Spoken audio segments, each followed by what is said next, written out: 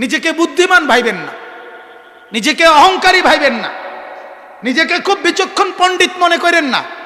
আল্লাহর কোরআন পড়তে জানেন না যিনি, তিনি কখনোই নিজেকে বুদ্ধিমান ভাইবেন না, কোনোদিনও না, কোনোদিনও না। আপনি বুদ্ধিমান না, আপনি বিচক্ষণ না, আপনি পণ্ডিত না, কোনোভাবেই না। আপনি জীবনের শেষ যুদ্ধ করে হলো এটা শিখবেন। কোরআনুল কারীম শিখা একদম সহজ, একদম সহজ, একদম সহজ, একদম সহজ, একবারে সহজ। ওয়ালাকাদ ইয়াসসারনাল কুরআনা লিযিকর, এটা মালিকের ওয়াদা। আল্লাহ বলেন আমি কোরআনকে সহজ করে দিয়েছি, একেবারে সহজ। আমার শায়েখ আল্লামা মুফতি মুশতাকুন নবী সাহেব বলে যে এক বাংলা অঙ্ক ইংরেজির একেবারে ছোট্ট শিশু এবং প্রথম শ্রেণীর সরু সরিয়ার বই যতটুকু কঠিন, আল্লাহর কোরআন শিখা তার চাইতে সহজ, তার চাইতে সহজ। যার কারণে আমাদের নুরানির বাচ্চারা 5 বছরের 6 বছরের বাচ্চা মুখে মুখেই ওস্তাদের কাছ থেকে শুনতে শুনতেই কোরআনুল কারীমের সূরা কেরাত শিখে ফেলে, আলহামদুলিল্লাহ।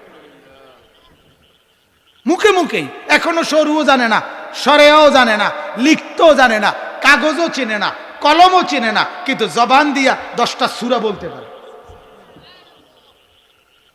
বলেন আলহামদুলিল্লাহ। অতএব ইনশাআল্লাহ প্রথম কথা, আমরা এখানে যারা বসছি প্রত্যেকে ইনশাআল্লাহ নিজ নিজ কোরআনুল কারীম শুদ্ধ করব, ঠিক আছে ইনশাআল্লাহ। কোরআনুল কারীমের মধ্যে আছে ওয়াকালার রাসূলু ইয়া রাব্বি ইন্না কওমি ইত্তাখাযু হাদাল কুরআনা মাহজুরা।